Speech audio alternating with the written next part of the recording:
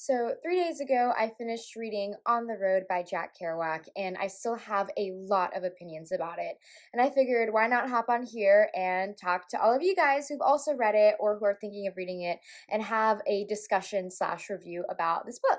So, first, I want to kind of talk objectively about the book and about its merits and why it's so popular, and then dive into my own personal thoughts and opinions. Basically, it follows these main characters as they roam through major American cities, searching for meaning within the country and freedom within themselves.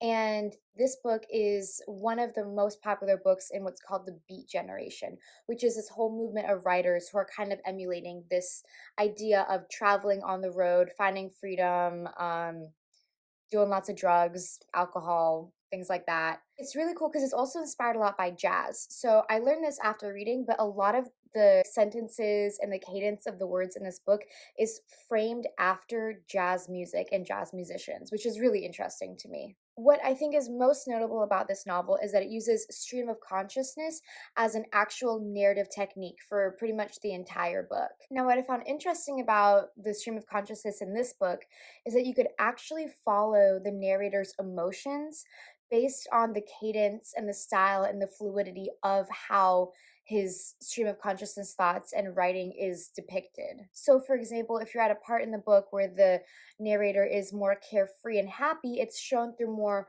long, rambling, excited sentences. I think there was one page where the entire page was just one long, excited sentence. And you could really feel, okay, this character is feeling like this sort of emotion because of the way that it was written. On the other hand, in the situations where things are more serious, a little bit more morose, the sentences are choppier, more staccato, more traditional, like normal story writing, and it feels like you're reading a more practical story rather than the long lines of when things are good for the author. So I thought that was a really interesting stylistic choice in terms of matching the actual sentence structure to the emotions of the book.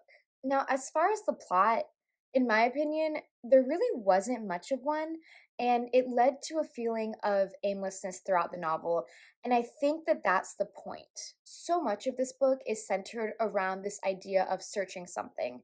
And as readers, we're following along this journey, particularly for the search, but we don't necessarily get to the point where they're finding what they're looking for. Kind of going off that sentiment, I really felt a lot of elements of rootlessness in the story, and something that I kind of connected that to was the lack of strong family structures in this story. There was really only one supportive family member, and that was the main character Sal's aunt, who we meet a few times. But other than Sal's aunt, there are no strong family structures in the book. I think this book definitely captures a lot of feelings that young people have about wanting to go out and explore and find something bigger than themselves. So I can see why this is a cornerstone for so many young people or just readers in general. That's mostly it for my objective review, and now I'm going to say what I personally think about this book.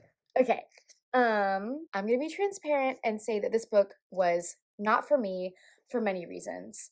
Number one, I don't want to be too negative, but honestly, to me, it was a slog to read through. I had to keep pushing myself to read, and I had to keep thinking, like, when's the next thing gonna happen? When's it gonna get good?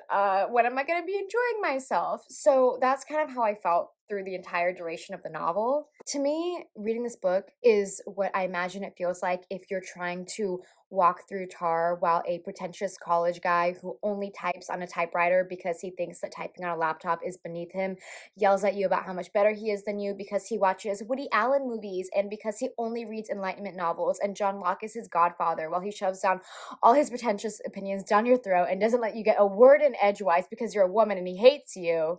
That's how I felt reading this book, honestly. I'm not saying that's how the book itself was, but that is how I personally internalized this reading experience. One of the main things for me is that stream of consciousness can be done well if the author is self aware. So I have read stream of consciousness where there's irony, where there's humor, where there's rambling, where there's delusions, where there's ignorance that's depicted on purpose. And as readers, we're able to pick that up and follow that string along with the story.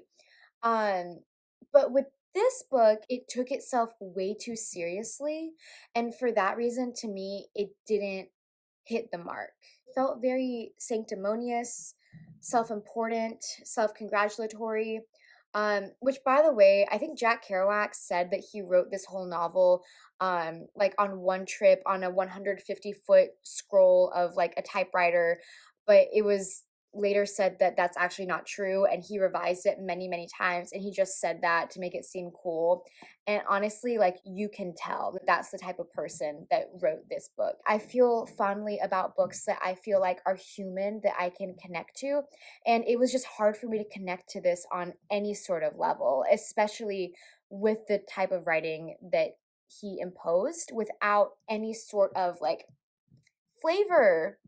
Where's the flavor? And that brings me to another point, which is the shallowness of the story itself. When I read books, I love getting to see the way that authors weave in different layers of meaning or messages or points that they're trying to make subtly through their writing that readers are able to pick up on through the pages. And the worst part for me is that I feel like there were so many opportunities in this book where even with just a couple throwaway lines, there could have been those moments of deeper meaning or insight, but there just wasn't any that I personally picked up on. And for those moments where the points could have been made, it just fell flat. And it's almost as if you're so close to reaching something and you're like, yes, I'm rooting for you, I'm rooting for you, give me something.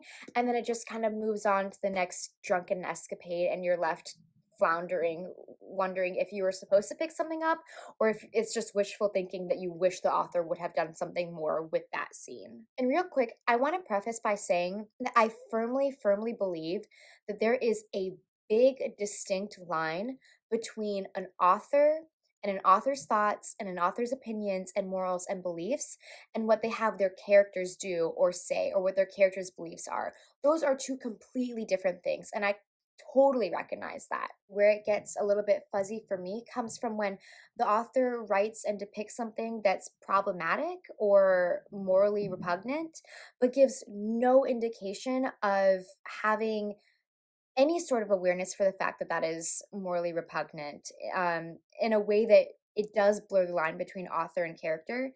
And I think even more so with this book because the characters and the main character, especially in this book, are based off Jack Kerouac and his actual friends.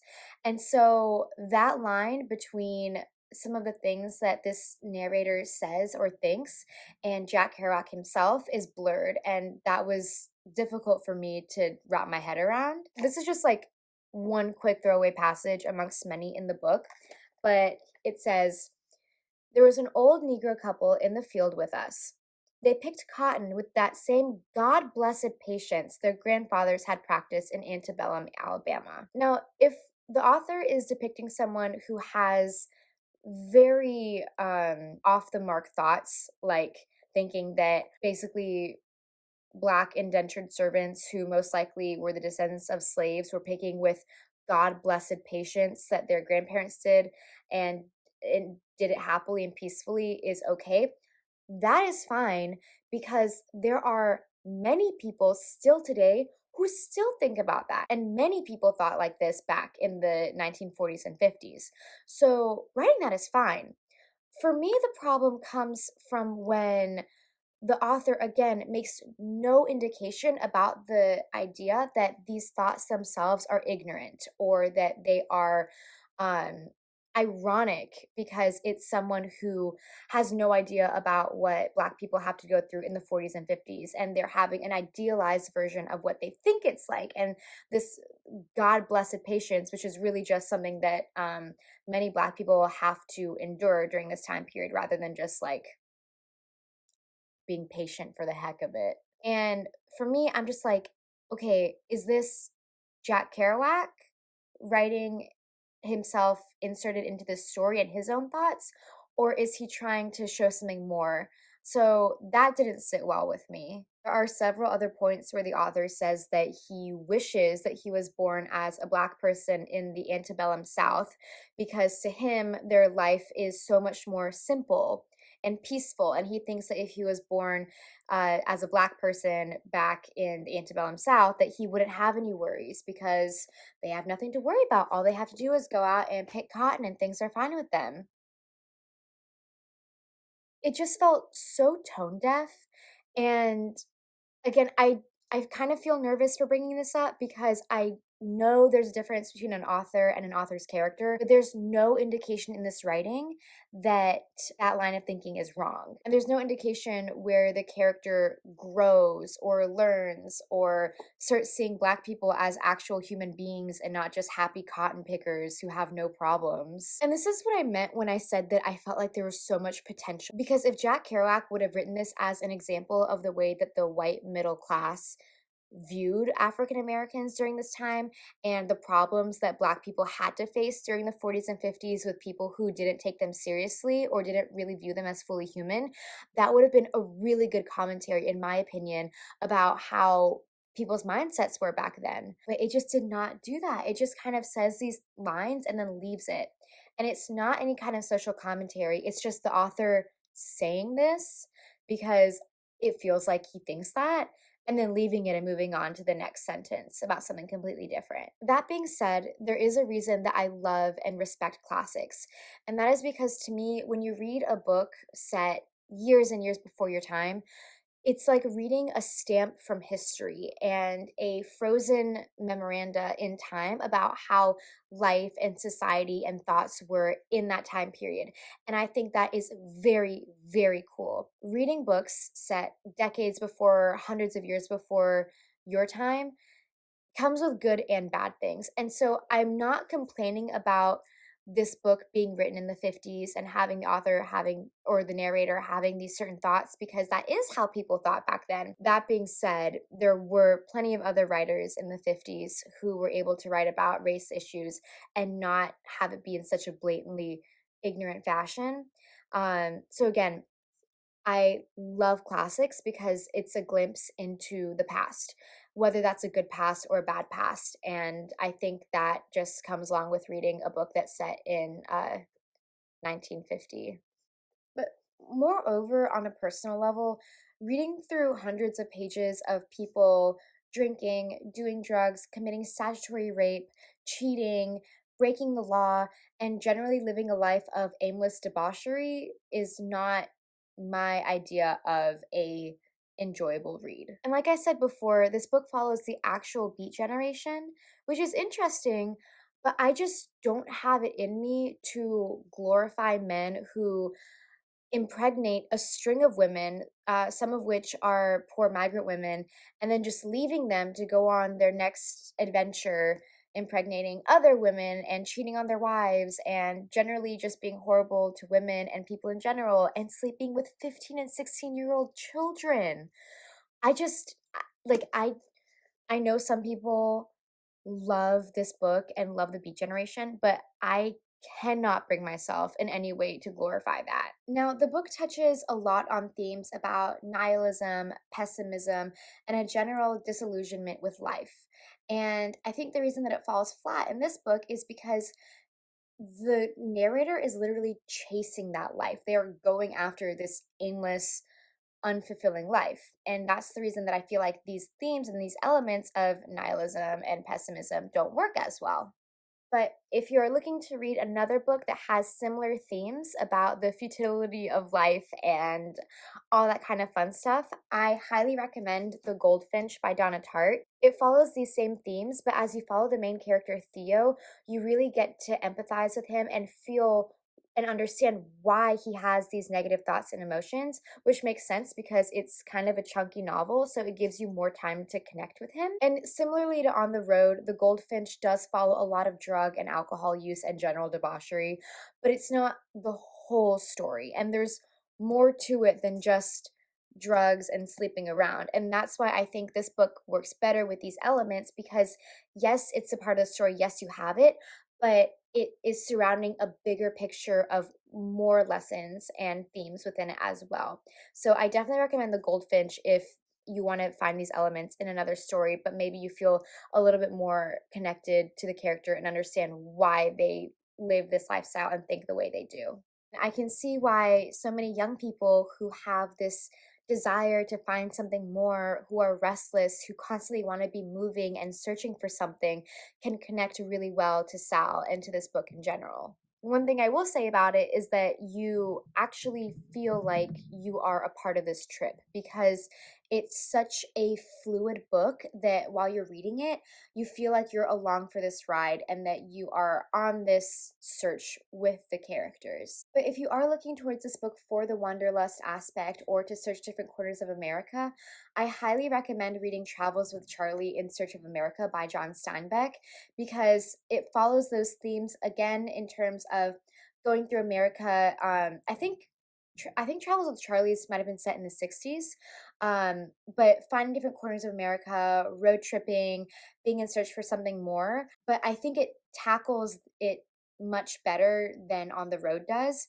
Number one. Number two, the companion is a really cute dog who's a lot more likable than the main character's road tripping buddy. So if you were looking for a novel that covers different corners of America in this time period, then I definitely recommend Travels with Charlie over On the Road because I personally think that it does a better job. I just didn't love reading a book that uses wanderlust as an excuse to engage in perverse hedonism and aimlessness that ultimately lacks in deeper meaning, morals, character growth. Didn't see that anywhere.